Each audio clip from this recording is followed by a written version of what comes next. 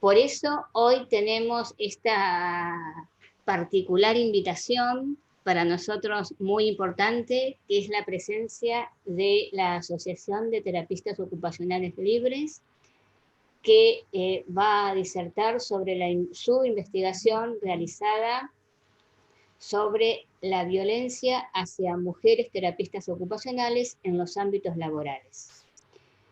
Ya está mi presentación, Melanie. Bueno, buenas tardes, mi nombre es Melanie, también como Marisa y Paula, que también nos está acompañando, somos parte de la comisión, así que les agradecemos a las chicas de ATL por la presencia, por haberse sumado a este espacio para compartir sus experiencias. Así que bueno, les damos la bienvenida. Bueno, gracias por la invitación. Yo soy Florencia Rosenblatt, integrante de ATL, la agrupación Terapistas Ocupacionales Libres. También están junto conmigo de la agrupación Andrea Portela, Julieta Geroncich, Rocío Rey Ferraro, Sandra Olivieri. Y bueno, vamos a estar exponiendo el trabajo que mencionabas vos, Marisa, y luego seguro hacemos como un momento para intercambio y preguntas, etcétera. Así que, bueno, nada, cuando ustedes digan... Si quieren comenzar, les pedimos al resto que se mantenga silenciado si les parece durante la presentación y después cuando las chicas terminan abrimos el espacio para preguntas. Así que cuando quieran. Bueno, nada, buenísima la invitación en esta semana, ¿no? Que se conmemoran y se realizan un montón de actividades por el 8M, el Día Internacional de la Mujer. Y en ese sentido, bueno, nada, mencionar que nuestra agrupación tiene un carácter político, feminista, y que también desarrollamos una terapia ocupacional social, crítica. Nos juntamos ya por el año 2015, a partir de que varias de nosotras ingresamos a la planta de diferentes hospitales o centros de salud del gobierno de la ciudad. Anteriormente habíamos sido residentes en diferentes especialidades y a partir del deseo, la necesidad de estar juntas y de poder trabajar nuestras ideas políticas y vincularlas con la práctica de la terapia ocupacional, vincularla con la formación profesional, es que tomamos la decisión de armar esta agrupación y salir a la escena pública diciendo cosas que a nuestro entender no circulaban, al menos en lo cotidiano, por las redes sociales, por los espacios públicos de TO y que quedaban muchas veces en charlas informales, en charlas como de espacios más cerrados. Es así que arrancamos reconstruyendo la historia de compañeras detenidas desaparecidas, haciendo un trabajo sobre los derechos humanos, haciendo trabajo sobre violencia de género, posicionándonos frente a diversas situaciones de la realidad que nos iba atravesando. Y parte del trabajo que vamos a mostrar hoy tiene que ver con nuestro trabajo sobre la inclusión de la perspectiva de género en la terapia ocupacional, no solo en las prácticas hacia nuestros usuarios, nuestros pacientes, y repensar la clínica desde ese lugar, sino también desde poder repensarnos a nosotras mismas como trabajadoras, ¿no? Porque, bueno, también tenemos la pata en lo gremial, entonces, bueno, ahí el vínculo y cómo fuimos enlazando este trabajo. No sé si, Andre, ¿querés agregar alguna cosita más a la presentación de la agrupación? Bien, bueno, sí mencionar, importante, que así como yo mencionaba, la decisión y la salida para la transmisión y la circulación de ciertas ideas en la escena pública, es que le damos mucha importancia a lo que es la comunicación. Por eso tenemos YouTube, tenemos Instagram, tenemos una página Wixsite. Ayer lanzamos un podcast que invitamos a todos a que lo escuchen. y nada, siempre estamos como tratando de pensar estrategias comunicacionales modernas, atractivas, que puedan hacer más fácil la llegada de los mensajes que queremos transmitir. Y en ese sentido es importante mencionar que como agrupación queremos denunciar el maltrato y el desmanejo que hizo el gobierno de la ciudad con el plan de vacunación para el personal de salud. Muchas de nosotras trabajamos en hospitales y al día de hoy en muchos de los centros sigue habiendo gente sin vacunar. Es decir, que el gobierno de la ciudad se salteó la primera etapa de vacunación, que era el personal de salud, el personal esencial, y tenemos que estar poniendo el cuerpo en esta pandemia y además luchando para que el gobierno de la ciudad nos cuide y respete nuestros derechos como trabajadoras. Así que bueno, nada, hoy hubo una jornada importante y quería mencionarlo en este contexto. También es importante mencionar que el año pasado nos constituimos como asociación civil y bueno, nada, tenemos obviamente una comisión directiva, un estatuto y como objeto social es darle continuidad a las actividades que ya venimos desarrollando, ¿no? Seguir trabajando con perspectivas de géneros, seguir trabajando con derechos humanos, con poblaciones vulnerables, etcétera. Y yo mencioné este grupo iniciador que fuimos quienes ingresamos a las plantas del gobierno de la ciudad en el sector salud, y luego se fueron sumando compañeras valiosísimas, estudiantes, que algunas de ellas las conocimos, por ejemplo, en un grupo de estudio que era sobre violencia y la práctica de la terapia ocupacional. Después otras las conocimos en marchas del 8M, otras nos escribieron por Facebook que querían participar y sumarse, y bueno, al día de hoy armamos un grupo que está muy lindo y que nos gusta y militamos, y así militamos el año pasado fuertemente también la campaña por la legalización de la interrupción voluntaria del embarazo, y bueno, nada, dar como un paneo general de quiénes somos nosotras y qué hacemos, que en definitiva es lo más importante, lo que hacemos que lo que podamos decir quiénes somos. Bueno, así que nada, si quieren arrancamos con el PowerPoint, que creo que Ro tiene que dar inicio. Después van a continuar exponiendo Julieta, Andrea, y después sí hacemos como un intercambio. Bárbaro. Bueno, este trabajo que presentamos tiene 2 publicaciones en la revista Argentina de Terapia Ocupacional, que gestiona la Asociación Argentina de Terapia Ocupacional, la ATO. Y bueno, lo denominamos aquí violencia laboral y de género en el ejercicio de la terapia ocupacional en la Argentina. Nos apoyamos para hacer esta investigación en la ley 26485, que es la ley de protección integral para prevenir, sancionar y erradicar la violencia contra la mujer en los ámbitos en que se desarrollan las relaciones interpersonales. Esta ley define diferentes tipos de violencia, que son los que tomamos para la investigación. La violencia física, violencia psicológica, violencia simbólica, violencia sexual, violencia económica y patrimonial, y no sé si dije violencia sexual. También define diferentes modalidades, que son las formas que adquieren estos tipos de violencia y que se manifiestan en diferentes ámbitos. Por ejemplo, la violencia doméstica, la violencia institucional, la violencia contra la libertad reproductiva, la violencia obstétrica, la violencia mediática y la violencia laboral, que es la que nos ocupó en esta investigación.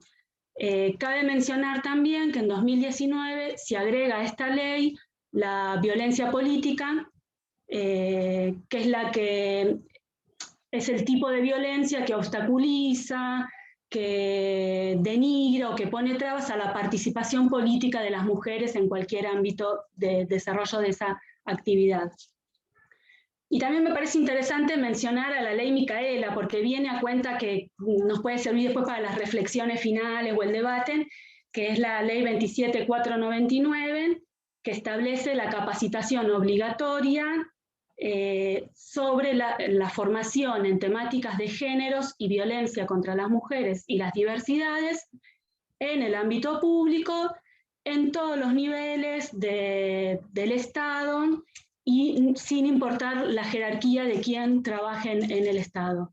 En el sector privado todavía no hay una obligatoriedad de capacitación, pero está bueno que en el sector privado también se imite y que se impulsen acciones de capacitación en género. Bueno, pasamos a la segunda RO. Esto era como una intro para ver desde dónde partimos para hacer la investigación. Yo no la puedo pasar, pero si la pasás vos, Ro, la segunda, la siguiente. Ahí aparece. Que no está pudiendo.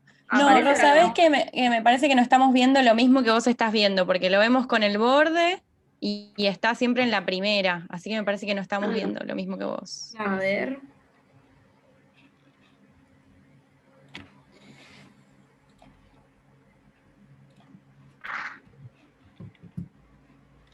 Agarramos de nuevo.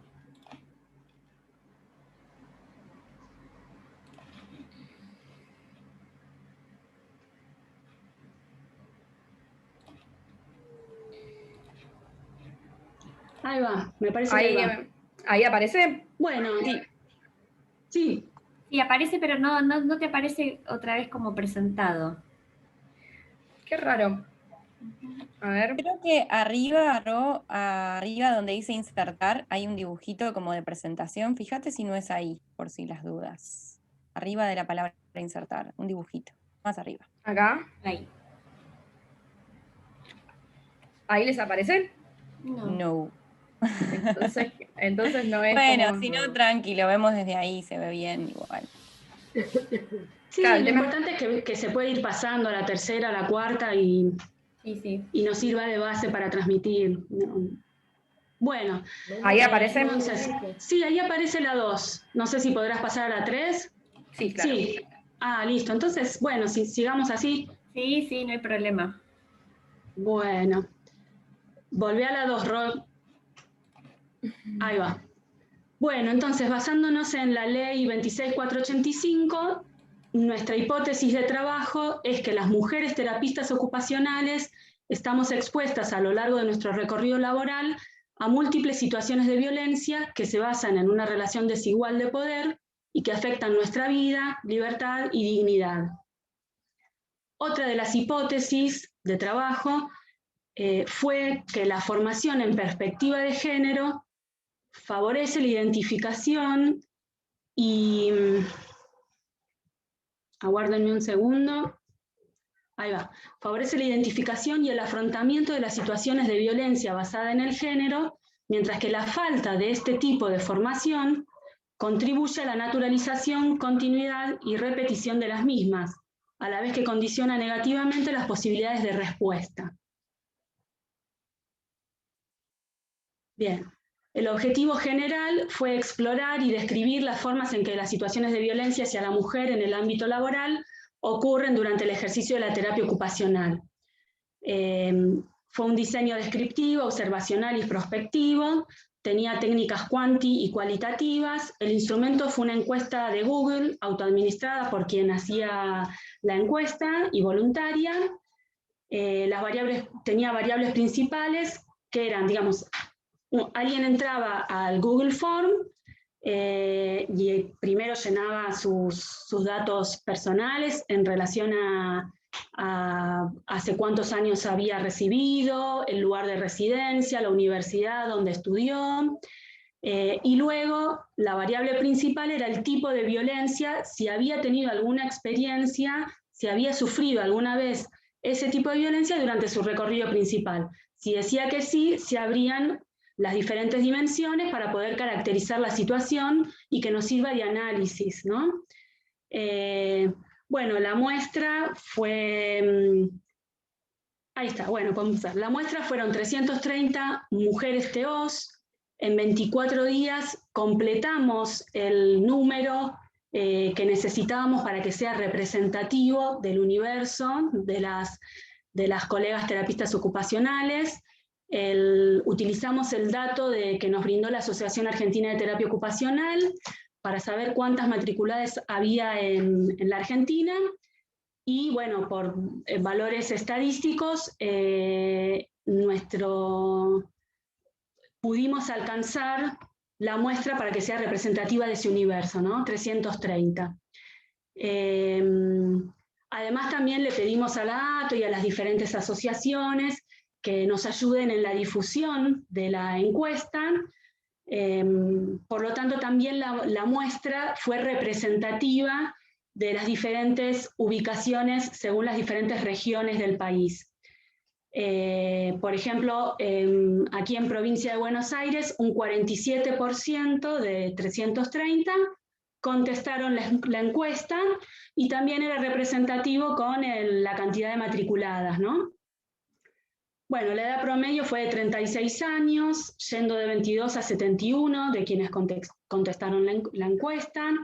La nacionalidad, el 97% eran argentinas, y predominó las universidades de acá, de Buenos Aires, y solo un 9% de la Universidad de Mar del Plata, como lugar de base de estudio, no quiere decir de residencia. Bueno, pasamos a la otra, Ro.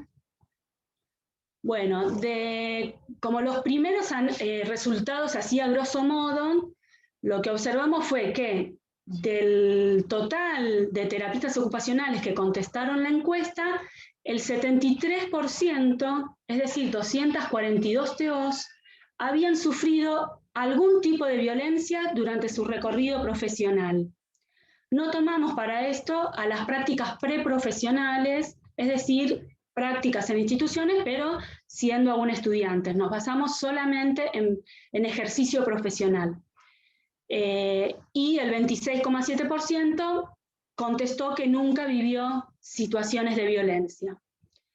En el gráfico que está abajo de barras, lo que nos muestra es la cantidad de tipos de violencia que experimentó cada colega. Y la que sobresale, ahí vemos que 100 experimentaron uno de los 5 tipos, luego 74 colegas experimentaron 2 de los 5 tipos, y como máximo, solo 4 experimentaron 5 de los 5 tipos de violencia, es decir, repito, psicológica, simbólica, física, sexual, económica y patrimonial. Bien, la que sigue. Bueno, en este gráfico lo que vemos en la barra roja, que es muy llamativo, por ejemplo, en la psicológica, porque casi triplica, es las colegas que experimentaron ese tipo de violencia en más de una oportunidad.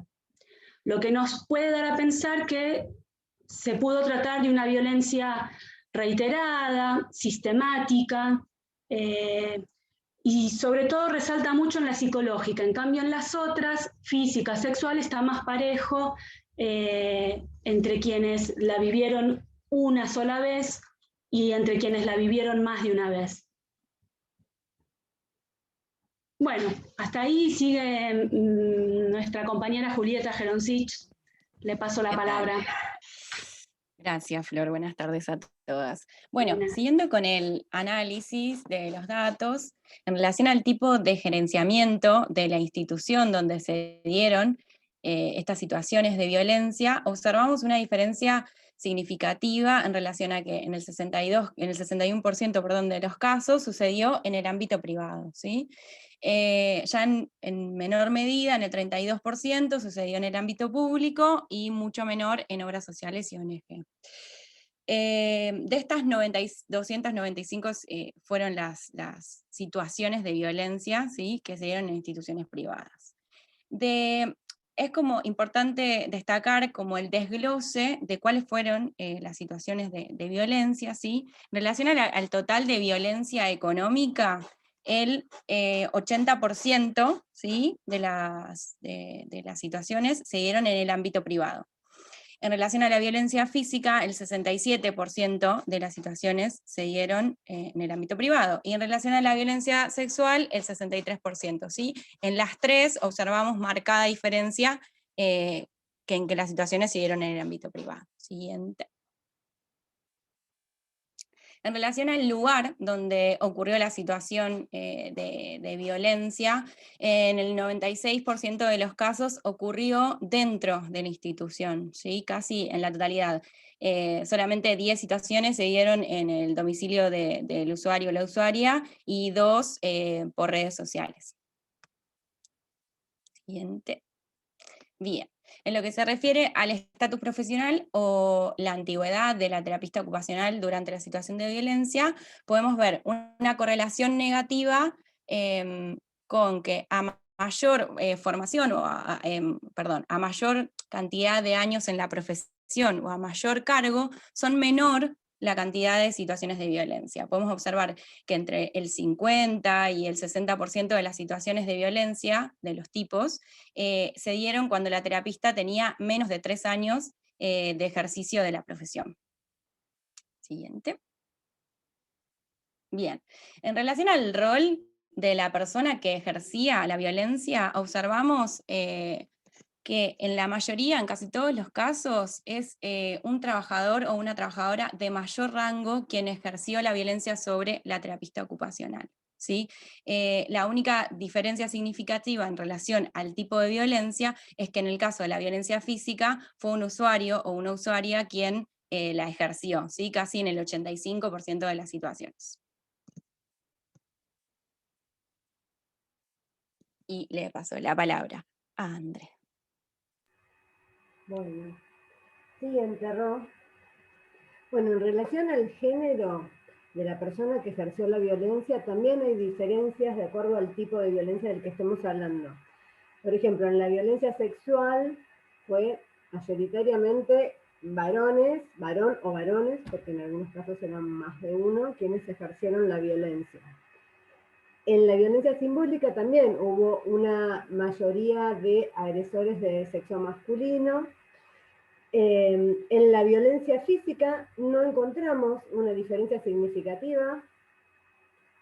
En la violencia económica tampoco. Es más, en la violencia económica en muchos casos no se identificaba a la fuente de la violencia, digamos, con una persona física. Muchas veces se decían, bueno, fue la oficina de personal quien ejerció la violencia, fue la institución, fue la jefatura, fue la coordinación, fue la dirección, el Estado. No se lo relacionaba directamente con una persona física, sino más bien con una cuestión de la estructura que ejercía la violencia. En el caso de la violencia psicológica, en el 71% de los casos, la persona que ejerció la violencia fue una mujer. Sin embargo, más de la mitad se lo consideró de todas formas violencia basada en el género. Pasa, Ro. Bueno, este gráfico lo que intenta mostrar es cómo evolucionó la percepción de las terapistas ocupacionales acerca de si esa violencia fue violencia de género o no con el transcurrir del tiempo. Nosotras en la encuesta hicimos 2 preguntas. Una preguntaba si cuando ocurrió, al momento que sucedió este evento de violencia, lo consideró violencia de género en el momento. Y después preguntábamos cómo lo piensa, cómo lo entiende ahora en la actualidad, al momento que estaba contestando la encuesta. Lo que vimos es que en todos los casos la perspectiva cambió, y cambió en el sentido de considerar mucho, en mayor medida, digamos, a la situación como violencia de género. En el momento que sucedió, solo 162 de las 480 situaciones de violencia que relataron estas 330 terapistas encuestadas fueron consideradas violencia de género. O sea, solo el 34% de las situaciones fue considerado violencia de género cuando pasó. Y en el momento de la encuesta, o sea, nosotras desconocemos si esto que estaban relatando las terapistas les pasó hace 15 años cuando estaban recién recibidas o les pasó la semana pasada. pero digamos que hay una distancia entre el momento en el que sucedió y el momento en el que contestaban la encuesta. Y lo que vimos es que hubo una diferencia de 24 puntos. O sea, en el momento que contestaron la encuesta, 278 de las situaciones fueron consideradas violencia de género. Esto representa el 58%, y si lo comparamos con el 34 inicial, hay 24 puntos de diferencia. Lo podemos ver en este gráfico, porque si miramos la parte azul de las barritas, representan las situaciones de violencia que consideraban basadas en el género en el momento que ocurrió, es en la primera,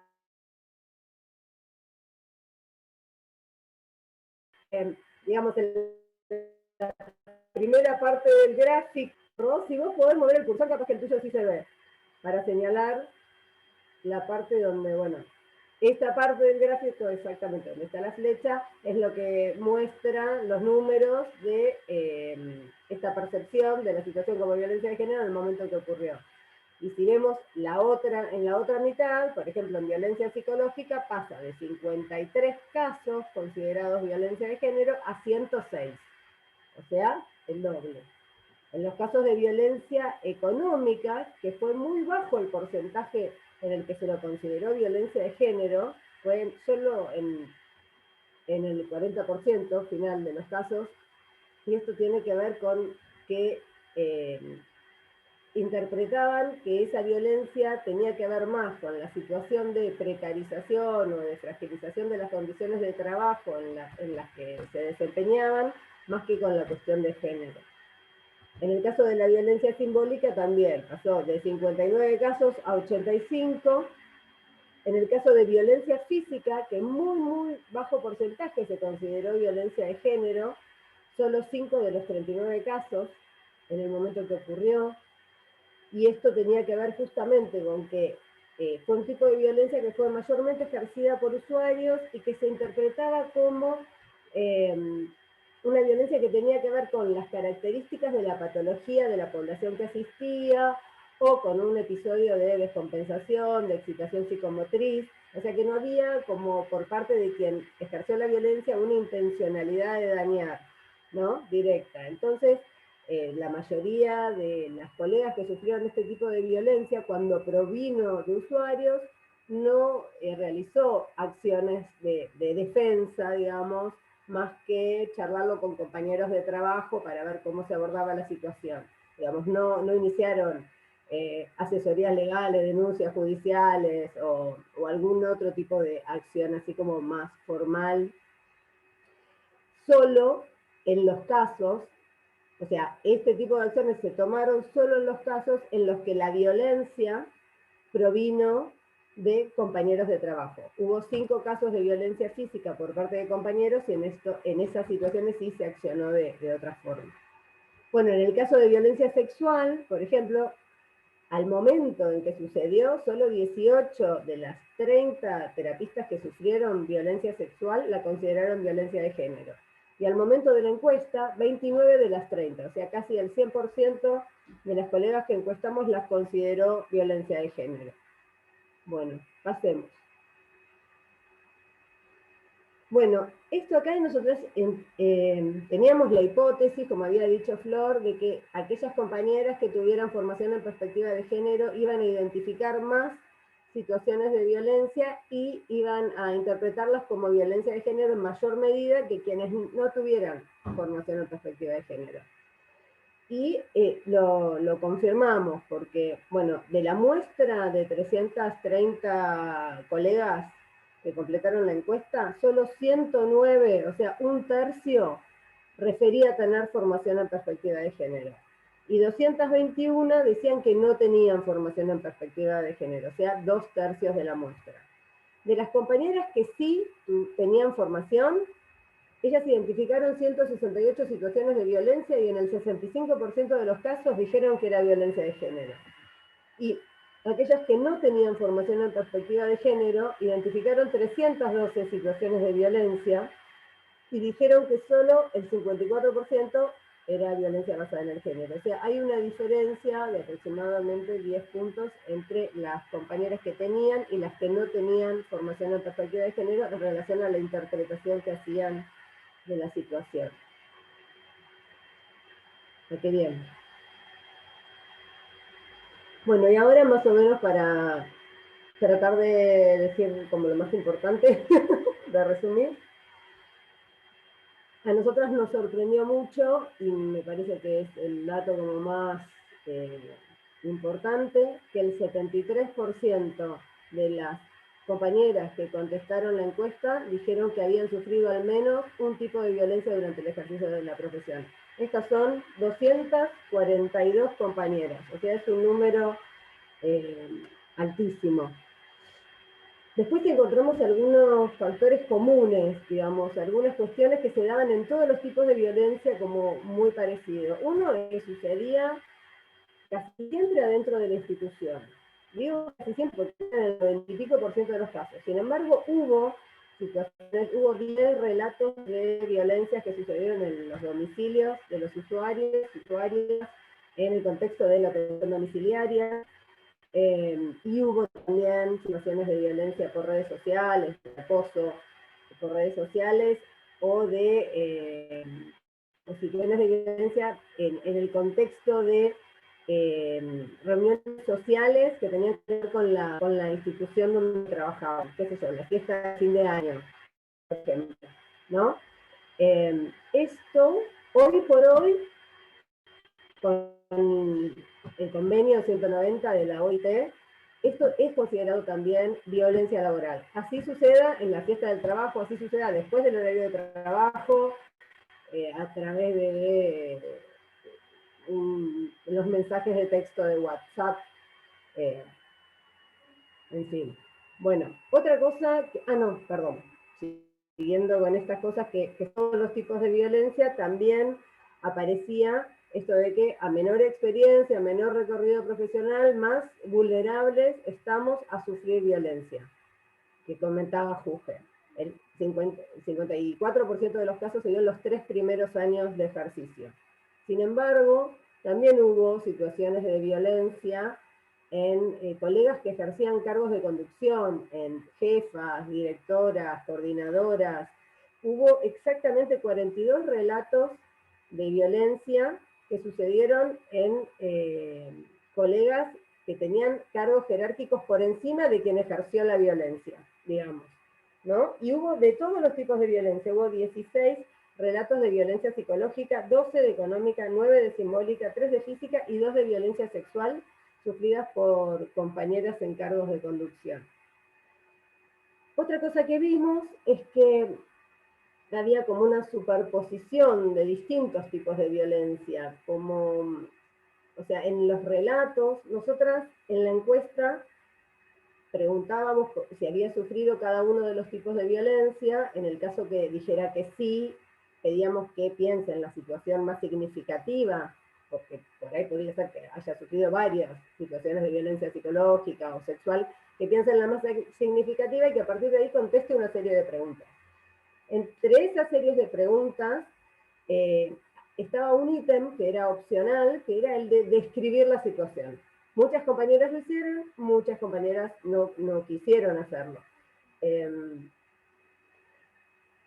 Lo que veíamos en los relatos de las colegas que sí volcaron su descripción de cómo había sido el evento que experimentaron de violencia, encontrábamos que, aparte de esta violencia que ellas estaban describiendo, supónganse violencia económica, veíamos que había habido violencia simbólica, violencia psicológica, como que aparecían otros tipos de violencia, y esto se dio en un montón de situaciones.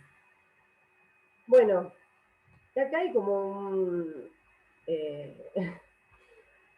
un concepto, violencia laboral. Muchas compañeras entendían que no habían sufrido violencia de género, sino violencia laboral. Y esta violencia laboral, nosotras entendemos que tiene ciertas características, o sea, que se da en este contexto de gestión o de explotación de la fuerza de trabajo, que lo que intenta es romper los lazos, incentivar la competencia, eliminar la solidaridad, la cooperación. Y por este motivo es que no solamente la violencia se da desde las jefaturas hacia los empleados, lo que sería la violencia vertical, sino que también hay violencia horizontal, violencia entre los compañeros, por esta ruptura, digamos, de los lazos. En el único caso donde no vimos violencia horizontal fue en el caso de la violencia económica. ¿Podemos pasar? ¿Está? Bueno, ahora voy a intentar hacer como un breve resumen de los datos más significativos para caracterizar cada uno de los tipos de violencia, porque tienen como características como específicas, son distintos, se expresan de distintas formas.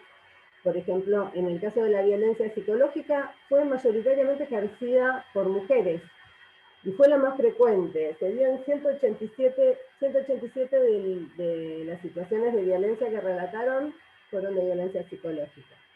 Cuando hablamos de violencia psicológica, decimos amenazas, insultos, gritos, hostigamiento, malos tratos, indiferencia, ridiculización. Bueno, a pesar de que fue mayoritariamente ejercida por mujeres, se consideró en más de la mitad de los casos como violencia basada en el género. En el caso de la violencia simbólica, representó el 32% de las situaciones, esto es 105 situaciones de violencia. El 81% de los casos fue considerada violencia de género, un porcentaje altísimo de las situaciones, fue ejercida principalmente por varones. Y, a ver, las situaciones de violencia simbólica que describían tenían que ver, nosotros cuando hicimos el análisis de las narrativas, creamos ciertas categorías como para poder aglutinar los significados que decían en los distintos textos, relatos de las compañeras. Y uno de estos fue el de desvalorización profesional. La desvalorización profesional que sentían nuestras compañeras tenían que ver, en algunos casos, con la asignación de tareas por fuera de nuestro rol profesional, que tiene que ver básicamente con tareas más de tipo reproductivas, domésticas, tareas del hogar. Y esto lo vivían como descalificatorio. Por ejemplo, que te manden a hacer el café para la reunión de equipo, o que no te permitan participar de la reunión de equipo, que te manden a decorar la cartelera, entretener a alguien que está aburrido, bueno, o que no te permitan, porque tenía que ver por un lado con las tareas vinculadas a los roles de género, y por otro lado también con la exclusión de ciertos espacios que tenían que ver más con la autoridad o con el resto de una formación, como ser, qué sé yo, participar de una jornada. ¿Se escucha bien? Porque acá me parece conexión inestable. Por momentos se corta, pero se sigue, digamos, o sea, yo al menos te escucho bien. Tengo un internet Sí, nefasta. se te entiende igual, André. Bueno, y también aparecían muchos comentarios machistas, chistes misóginos, de tinte sexual, o comentarios acerca del cuerpo, de la vestimenta. Bueno, pásame, ahí está. La violencia económica representó el 36% de las situaciones que describieron las compañeras, y fueron 119 casos de violencia económica. Ellas relataban que les retenían el sueldo, les pagaban menos que a otros colegas que desempeñaban la misma tarea en la misma institución, referían violación de derechos laborales, como por ejemplo el incumplimiento de la licencia por maternidad, de las horas de lactancia, o no se les pagaba las horas extras. Estuvo muy relacionada con las condiciones del empleo. Se dio en el 80% de los casos en instituciones de gestión privada, y en el 64% las terapistas que la sufrieron fueron monotributistas. Estas proporciones no se dan en los otros tipos de violencia. Es característica de la violencia económica, está relacionada con las condiciones de trabajo, que tampoco te permiten, por ejemplo, sindicalizarte. O sea, podrías, pero bueno, no se alienta. El 93% de quienes ejercieron la violencia eran personas o un sector de un estatus jerárquico dentro de la organización superior a quien sufría la violencia. Y en el 40% de los casos fue considerada violencia basada en el género. Pásame, Ro. Bueno, las terapistas con formación en perspectiva de género identificaron las situaciones como violencia de género en mayor proporción de quienes no contaban con esta formación. Muy pocas TEO tenían formación en perspectiva de género, solo el 33%, y también hubo muy poco registro de denuncias de este tipo de violencia en el ámbito laboral. Nosotros en este momento estamos analizando las acciones y estamos cruzando las acciones con otras variables para ver con qué está asociado o vinculado el tipo de respuesta que pudo dar cada una ante esa situación de violencia, pero lo que tenemos como dato es que de la línea 144, solo el 1% de las denuncias son de violencia laboral. O sea, es muy bajo el nivel de denuncia que hay, y esto también tiene que ver con la precarización, porque hay como temor de, si haces la denuncia, perder el trabajo, o bueno, ser estigmatizada o desacreditada, digamos, no está el cuidado que debería haber con quien hace una denuncia de violencia en el laboral. ¿Pasamos? Bueno, tenemos el derecho, nosotras consideramos que tenemos el derecho de desempeñarnos profesionalmente en las mejores condiciones y en el ambiente de trabajo, libres de todo tipo de violencia. Los efectos sobre nuestros cuerpos y sobre nuestras subjetividades pueden ser sutiles y también devastadores. Dejar de invisibilizar las situaciones de violencia y desigualdad y construir otras relaciones sociales más justas y respetuosas es tarea cotidiana de todos. Creo que hay una última, que acá, bueno, acá están, esta es nuestra página, donde están, bueno, aparte de otras producciones, están los trabajos que publicamos en la Rato, y estos dos que están acá son las dos primeras publicaciones que hicimos de los resultados de la investigación. Chimpu. Bien, muchas gracias. Para quienes se sumaron tarde, acá las chicas que compartieron su página también en el chat dejaron los datos de su podcast, que también lo pueden leer. Muchísimas gracias. Excelente la presentación y damos lugar a las preguntas. En total somos 19 los que están participando.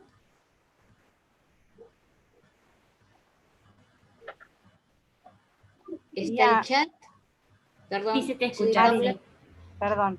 No, quería hacer un aporte. En realidad, yo creo que en su momento respondí la encuesta y ahora leí las publicaciones, leí los trabajos y ahora las escuchaba a las colegas recién. Y mientras iban relatando las situaciones de violencia, cómo uno va recordando, ¿no?, distintas situaciones que ha vivido. Yo creo que si todas nos ponemos a pensar, hemos vivido más de las que a lo mejor recordamos. Por eso está tan bueno visibilizarlo, ¿no? Porque creo que hay cosas que no las tenemos ni registradas como violencia, ni laboral, ni de género. Entonces está genial escucharlo, porque, no escucharlo una vez, ni leerlo una vez, sino muchas, y hacer un poco reflexionar, porque qué importante que es esto, ¿no? Obviamente la formación en género, pero simplemente el sentarse a conversar y a socializar estas cuestiones. Perdón, un grito del país. Está bien. Sí, yo creo que esto, que poder leerlo, que quede escrito y hablarlo, te hace, digamos, recordar situaciones que ha vivido uno a lo largo de la historia nuestra historia profesional, que tiene que ver con la desvalorización de la tarea, con la cuestión económica, creo que esto es re importante, que nos juntemos, que podamos hablarlo, leerlo, releerlo y visualizarlo. Y por sobre todas las cosas para las futuras generaciones. Uno de los objetivos que teníamos con la... Ah, perdón. No. Sí. No, que decía que uno de los objetivos que teníamos con la encuesta era justamente la sensibilización. Nosotras cuando preguntábamos por cada uno de los tipos de violencia, poníamos definición que aparece en la ley, en ese momento cuando lo hicimos, la ley clasificaba 5 tipos de violencia, no estaba incluida todavía la violencia política, teníamos esa definición, pero después dábamos ejemplos de cómo esa violencia podía aparecer en el ámbito de trabajo nuestras ocupacionales. Y esto era justamente para que podamos reconocer que eso es violencia. O sea, eso que habíamos vivido es una situación de violencia. Y en los comentarios que nos hicieron al final había un ítem que era comentarios, que era libre para quien quisiera hacerlo, y hubo muchos de estos comentarios que decían que la encuesta les había servido para revisar y para reconocer con el tiempo alguna situación que habían y que no la habían interpretado de esa forma en el momento que ocurrió. Nos pasó también, presentamos este trabajo en la Universidad de Villa María, y después de la presentación también se armó como un debate, así una charla entre todas, que participaron un montón, todas contando distintas situaciones, y la verdad que fue bastante impresionante también.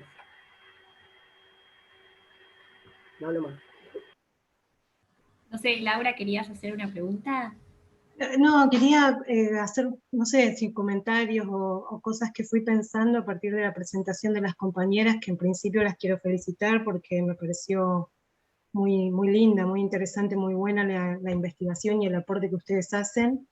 Así que eso, como primera medida, felicitarlas y agradecerles que la compartan. Pensaba mientras ustedes hablaban esta cuestión de la formación en género, que nosotras, las que somos docentes, tenemos la responsabilidad de, digamos, atravesarla, creo yo, y creo que lo estamos haciendo, por lo menos las que estamos acá, en nuestras comisiones, en los grupos donde transmitimos de alguna manera o intentamos producir conocimientos con los alumnos. La formación en género para mí tiene que ser transversal a todas las materias que vemos. No podemos seguir pensando las infancias, las adolescencias, las vejeces, nada de eso si no pensamos en la perspectiva de género, además de la de derechos y demás, digamos, pero la perspectiva de género tiene que estar. Entonces me parece que bueno, que este aporte es imprescindible para eso.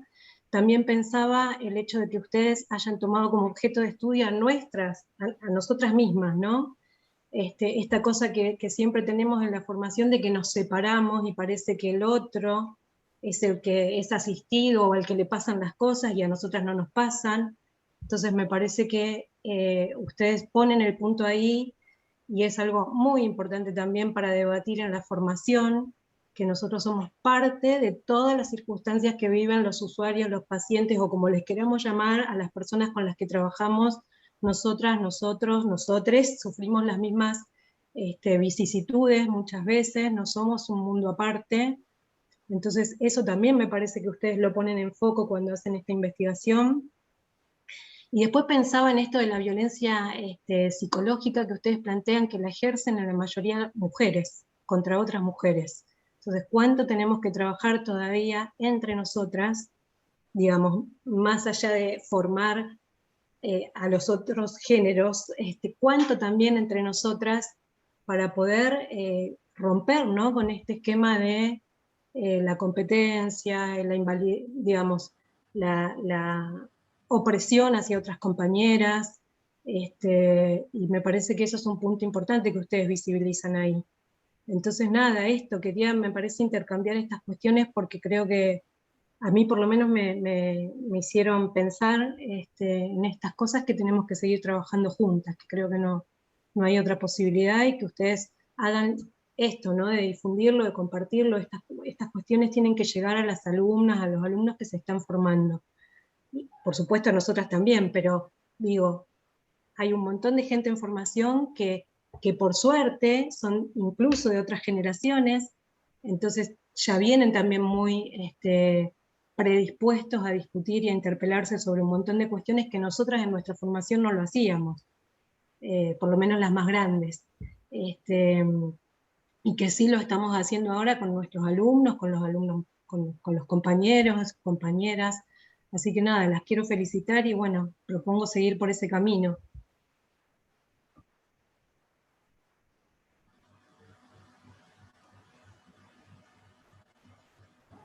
Bien, bueno, perdón, Andrea, te dejo. No, nada, nada, iba a decirle muchas gracias por las palabras nada más, para que, nada. Pero no quiero acaparar la palabra, quiero que hablen las compañeras también, por eso.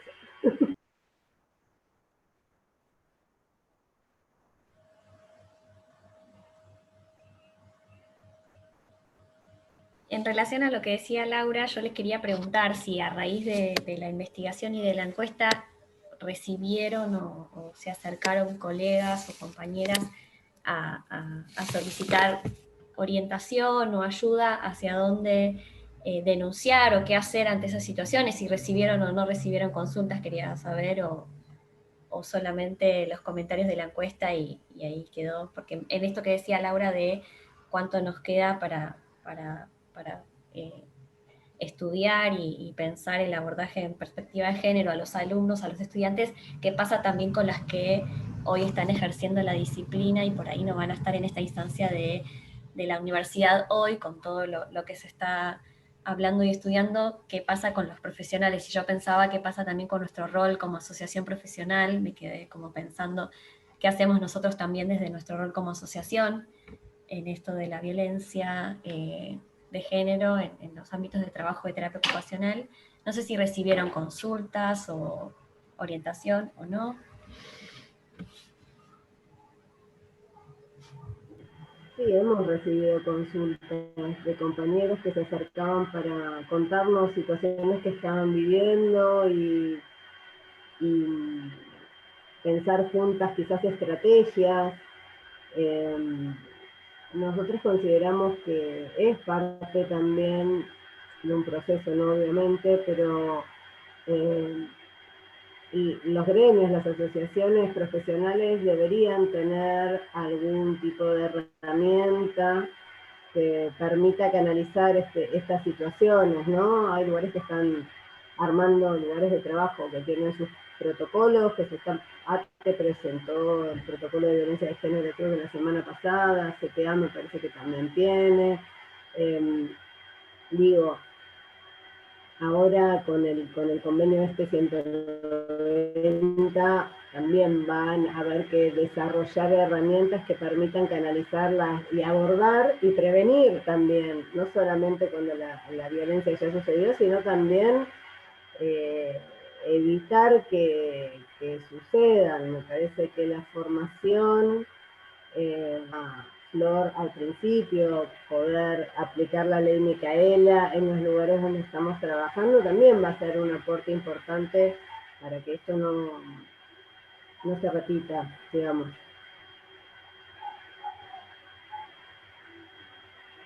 Sí, sí, totalmente. No sé si alguien quiere hacer alguna pregunta. Ahí, bueno, Paula comparte que es importante también saber con qué normativas y leyes contamos para poder denunciar y hacer justicia en estas situaciones. No sé si alguien tiene alguna pregunta.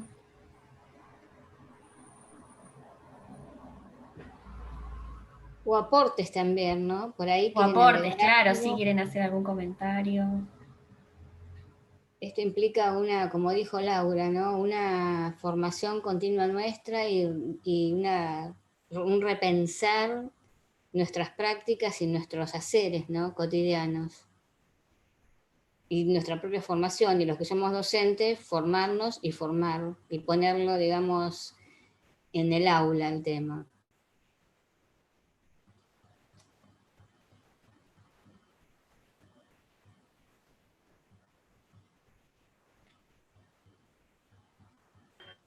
bueno, yo sigo.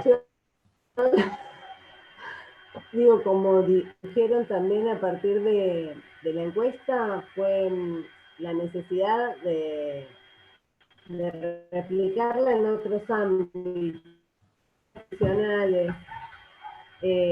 Algunas mujeres contestaron la encuesta, pero eran estudiantes, no las consideramos nosotros al momento del análisis, porque hacían referencia a situaciones de violencia, pero que no habían vivido durante el ejercicio, sino las prácticas preprofesionales. Claro, sí. Hay algunos trabajos, creo que son tesis, corríjanme chicas si me equivoco, que empezaron a recoger como esta información y a sistematizar un poco de denuncias de compañeras, estudiantes que sufrieron violencia en las prácticas. Sí, Andrés, es verdad, nosotros, o sea, desde el lugar de estudiante, cuando compartíamos con otras compañeras en la Universidad de San Martín, hicimos también una encuesta desde un colectivo de estudiantes en relación a las situaciones a las experiencias en realidad de las prácticas preprofesionales y en la mayoría de los casos habían surgido como diferentes situaciones de violencia en relación a quienes eran sus supervisoras o supervisores en todos los lugares de práctica. Eso fue un trabajo que, bueno, llevó un tiempo y después fuimos a presentar los resultados tanto a la dirección como también fueron publicados en las diferentes páginas como para justamente compartir la encuesta que habíamos realizado. Bien, bien. Y bueno, y qué importante eso también visibilizar, si bien la encuesta de ustedes estaba dirigida hacia el ejercicio profesional, visibilizar lo de las prácticas preprofesionales, porque la muestra que ustedes tenían de la encuesta era que los recientemente graduados eran los que más tal vez sufrían hechos de violencia laboral, y eso me parece que es un dato al menos alarmante, porque también si desde la formación universitaria se naturalizan situaciones de violencia o se dejan pasar, también uno aprende que es así y después, bueno, a medida que uno va creciendo profesionalmente se da cuenta que no es así y tal vez por eso cuanto más años de ejercicio uno tenga, menos, al menos en la muestra se veía. Así que nada, muy, muy interesante también ese punto. Y también acompañando lo que había dicho Laura, la importancia en las cátedras de las universidades que haya una bajada de línea, si se quiere, pero en realidad no es bajada de línea, pero si no es justamente la concientización de lo que es la violencia de género, como también incluir producción latinoamericana de TO y perspectiva de género, que es tan importante y también es uno de los reclamos, por así decir, o pedidos que venimos haciendo tanto como estudiantes, ahora también como graduadas.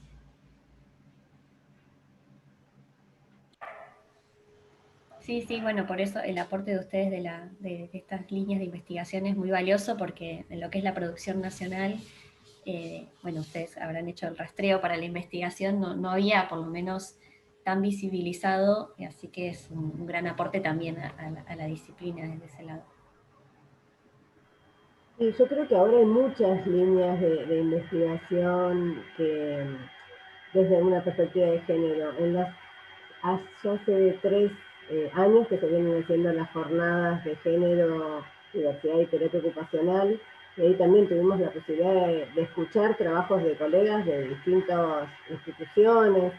Y por ejemplo, yo me acuerdo del trabajo de unas compañeras de Mar del Plata que estaban revisando los contenidos en la currícula de los programas para identificar cuáles incluían estudios de género y cuáles no. Digo, hay como un montón de trabajos que van teniendo como esta perspectiva y por ahí también generar los espacios de intercambio es algo que está bueno, digamos. esa invitación, por ejemplo. Sí, y de difusión también, porque justamente esa tesis que vos contabas, André, nosotros el año pasado hicimos una actividad de difusión de tesis, precisamente en este camino de que a veces se hace un trabajo de investigación que no se conoce por las colegas, y bueno, era el trabajo de las chicas de Mar del Plata, que también fue muy interesante. O sea, una de las propuestas también de ATL es poder visibilizar como otros trabajos de investigación, otras líneas y otras cosas que hacen otras terapistas también y que no, como que no llegan, porque no se enteran otras terapistas.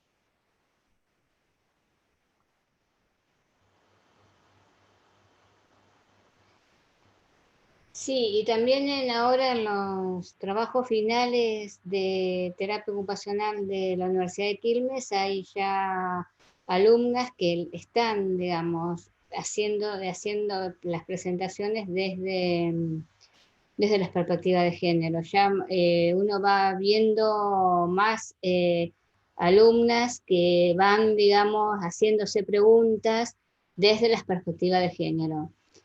Que eso también es un desafío para nosotros, cuando nos eligen de tutoras y nosotros también tenemos que ahí entrar a navegar un río tumultuoso porque no estamos formadas. Entonces ahí empezamos a tirar líneas y a preguntar porque esto es, digamos, un surgimiento, viene surgiendo, viene, digamos, la marea y tiene que seguir.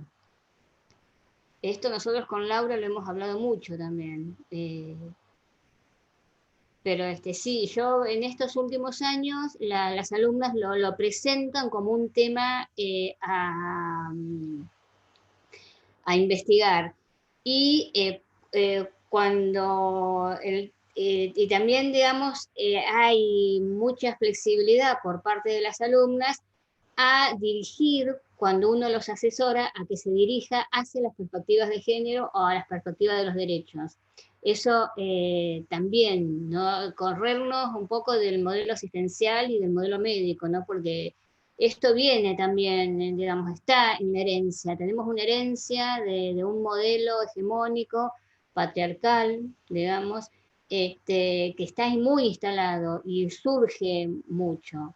Surge. Entonces, pero también nosotros lo que vemos por parte de los alumnos, que cuando esto nos lo ponemos, nos hacemos preguntas, porque, digamos, yo me tengo que formar mucho en las perspectivas de género. Entonces eso también es un desafío.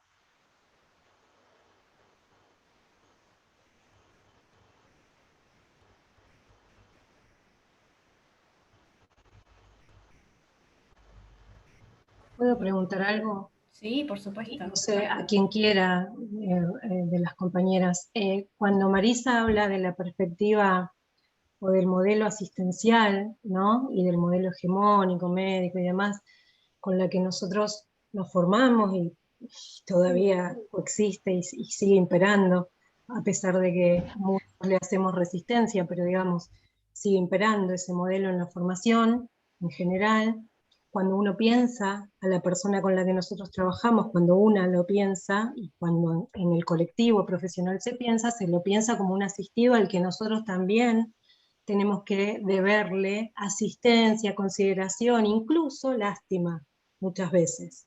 Y es muy difícil que nos podamos correr, a pesar de que decimos que es un sujeto con derechos, bla, bla, bla, bla. Digo, en esta cuestión que ustedes identificaron de que la mayoría de las colegas que participaron de la encuesta no identificaban la violencia de los usuarios hacia el profesional o hacia a la persona que lo atendía como una violencia de género. ¿Cómo hacemos para romper ahí? ¿Se entiende lo que quiero preguntar? O sea, si ustedes pudieran ubicar o pensar alguna estrategia para que no entendamos eso como, o dónde está el límite, cuándo es parte de una patología o de una condición o de un producto de las circunstancias que la persona está atravesando y cuándo es realmente violencia de género, que lo puede ejercer el usuario, la familia del usuario, un amigo, una amiga del usuario, digamos, cómo identificamos y no caemos en eso de que nosotras, por ser quienes los atendemos, tenemos que bancarnos todo. Entonces, ¿cómo hacer ese corte? ¿No? Porque ahí hay un límite muy finito. Entonces, digo, me quedo pensando en eso. No sé si está pensado ya, o si ustedes lo pudieron pensar, pero digo, a mí me surge esa inquietud y por ahí es para seguir trabajándolo. Te puedo decir lo que algunos colegas que referían, porque aparecía violencia que provenía de usuarios solo en el caso de la violencia física. En el resto de las violencias era muy poquito la cantidad de usuarios que habían ejercido esa violencia sobre la terapista. Pero la violencia física sí era 80 y pico %, era enorme la cantidad. Y en esos casos, algunas terapistas decían de que habían sufrido esa violencia,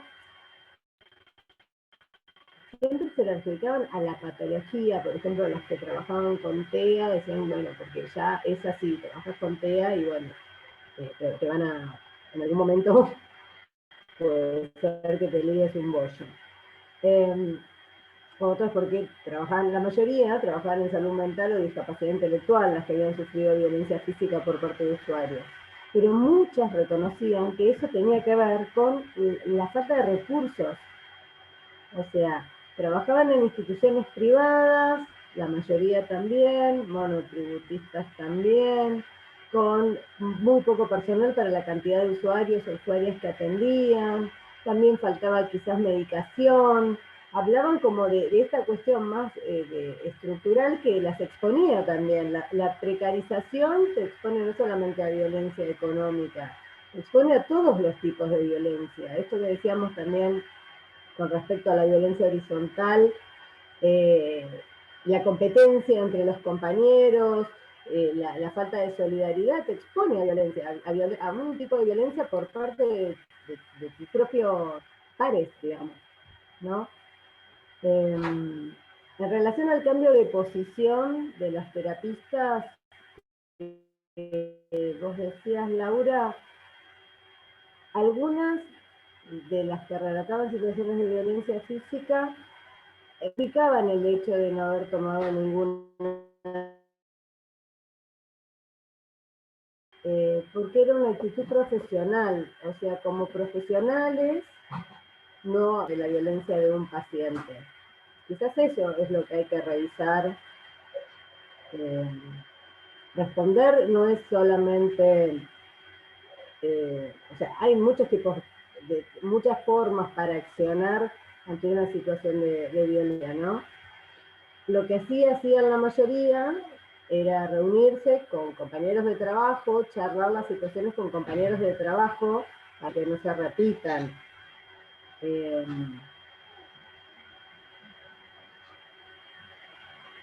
Pero bueno, eso es respuestas que nosotros tuvimos sobre las violencias físicas por parte de usuarios.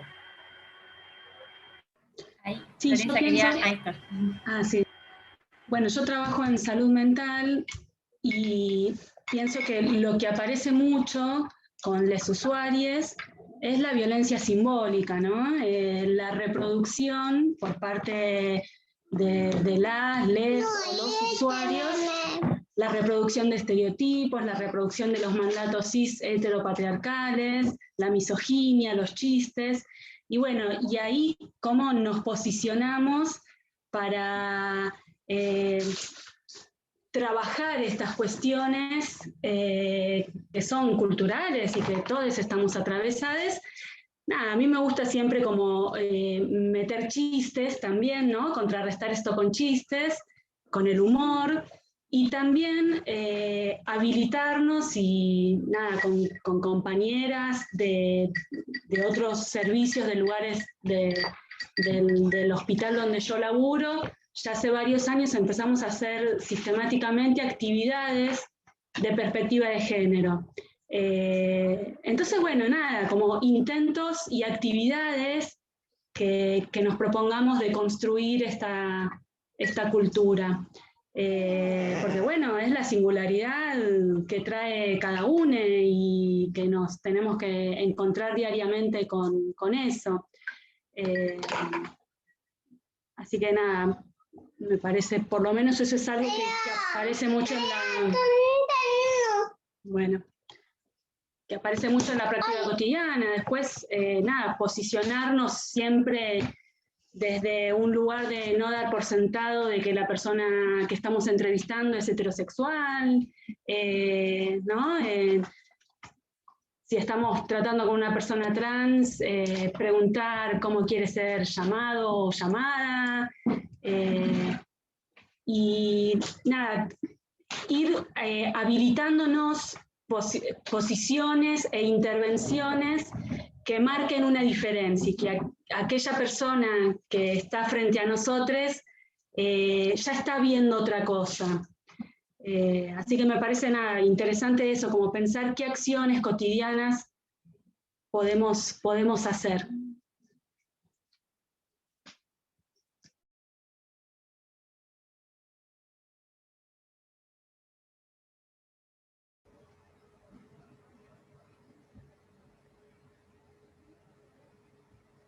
Bien. No sé si alguien quiere hacer algún otro aporte, algún comentario, pregunta.